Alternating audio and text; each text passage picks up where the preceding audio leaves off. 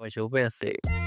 এই যে তোমার এত সুন্দর সুন্দর আঙ্গুল, আহা কি সুন্দর নখ, ওরা চকচক করতেছে। এত সুন্দর একটা মেয়ে নিজের হাতে আমারে খাওয়াই দিতেছে।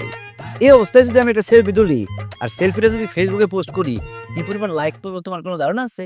আরে শুনো শুনো শুনো এখন এখন আমার সাথে ছবি তোলার কোনো দরকার নাই, মানুষের বদনজর লাগে।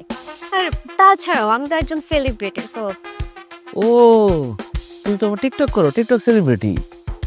না না, তাহলে তো ফেসবুকে পোস্ট করা যাবে না, তাহলে তোমার ক্যারিয়ার নষ্ট হয়ে যেতে পারে। হুম। আচ্ছা শোনো না, তোমাকে একটা রিকোয়েস্ট করি। করো।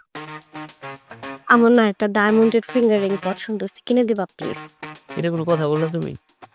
ডায়মন্ডের ফিঙ্গার রিং? তোর কিসের রিং নেই? আরে তোমার ডায়মন্ডের তাজ কিনা দেবো। কি বলো তুমি? তুমি ডায়মন্ড পছন্দ করছো, একটা না 10টা কিনা দেবো।